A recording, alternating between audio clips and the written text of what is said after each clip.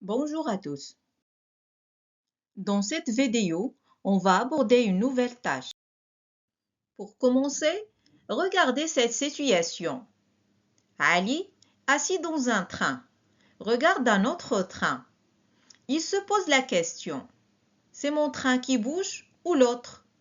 Soudain, l'autre train disparaît. Ali regarde le quai. Le quai défile, c'est mon train qui bouge. Comment Ali arrive-t-il à connaître le train qui bouge? Ce n'est pas toujours facile de dire si un corps est en mouvement ou au repos. Il faut donc se demander par rapport à quoi. Alors, à la fin de cette séance, vous serez capable d'identifier l'état d'un corps en mouvement ou au repos par rapport à un corps de référence. Pour réaliser cette tâche, nous avons besoin de définir trois notions, le mouvement, le repos et le corps de référence. Observons les deux situations suivantes. Dans le premier exemple, la Lune tourne autour de la Terre. Depuis la Terre, on observe que la Lune est en mouvement. La Lune est en mouvement par rapport à la Terre. Dans le deuxième exemple, le passager reste assis dans le train. Donc, le passager est au repos par rapport au train. Reprenons les deux exemples. Que représente la Terre dans le premier exemple? La Terre est le corps de référence. Et quel est le corps de référence dans le deuxième exemple? Le corps de référence est le train. On voit que l'état de mouvement ou de repos dépend du corps de référence. Pour mieux comprendre, je vous propose ces deux exemples. On prend l'arbre comme corps de référence. Quel est l'état de la voiture par rapport à l'arbre? La voiture change de position par rapport à l'arbre. Alors, elle est en mouvement par rapport à l'arbre. Et dans le deuxième exemple, quel est alors l'état de la fille par rapport à l'arbre? La fille ne change pas de position par rapport à l'arbre. Alors, elle est au repos par rapport à l'arbre. On déduit que la position d'un corps par rapport à un corps de référence peut changer au cours du temps. On représente ce changement par un graphique appelé graphique distance-temps. Ce graphique contient deux axes. L'axe horizontal, gradué en unités de temps, secondes, minutes ou heures. L'axe vertical, gradué en unités de distance, mètres ou le kilomètre. Sur ce graphique, on suit l'évolution de la distance parcourue par un corps au cours du temps.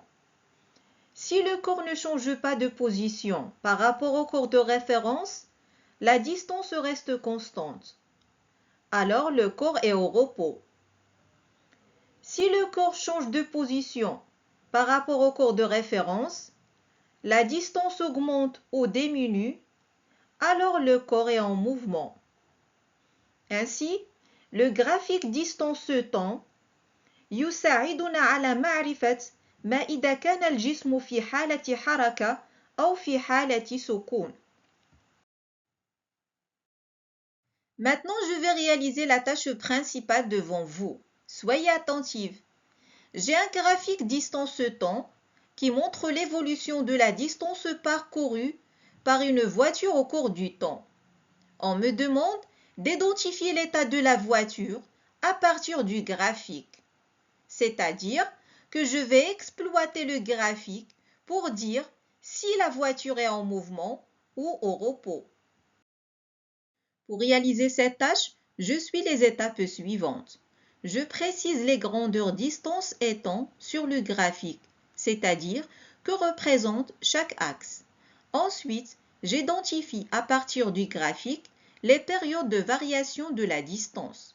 Après, j'identifie l'état de repos et de mouvement de la voiture. Je commence par préciser les grandeurs sur le graphique, c'est-à-dire quel est l'axe du temps et quel est l'axe des distances. Je commence par l'axe horizontal. Quelle grandeur représente-t-il? Observez bien. Il représente le temps. En quelle unité est-il gradué? Il est gradué en secondes. Et quelle grandeur représente l'axe vertical? Observez bien. Elle représente la distance parcourue. En quelle unité est-elle graduée? Elle est graduée en mètres, notez M. Maintenant, j'identifie les périodes de variation de la distance. Sur le graphique, je distingue deux périodes, la période 1 et la période 2. La distance change-t-elle? Et quelle est la durée de chaque période? Je commence par la période 1. Le temps est compris entre 0 et 3 secondes et la distance reste constante. Pour la période 2, le temps est compris entre 3 et 9 secondes et la distance augmente. Maintenant que je sais comment varie la distance au cours du temps, pendant chaque période, je peux déterminer l'état de la voiture. Je me rappelle que si la distance change, le corps est en mouvement. Si elle ne change pas, elle est au repos. Pendant la période 1, la distance reste constante. Donc, la voiture est au repos. Pendant la période 2, la distance augmente. Donc, la voiture est en mouvement. Pour réussir ma tâche, je dois comprendre que l'état d'un corps dépend du corps de référence. Je me demande donc si la distance entre le corps et le corps de référence varie ou non au cours du temps. Ainsi, si la distance varie, le corps est en mouvement. Si la distance ne varie pas, le corps est au repos. Pour identifier l'état d'un corps en mouvement ou au repos, à partir d'un graphique distance-temps, je suis les étapes suivantes.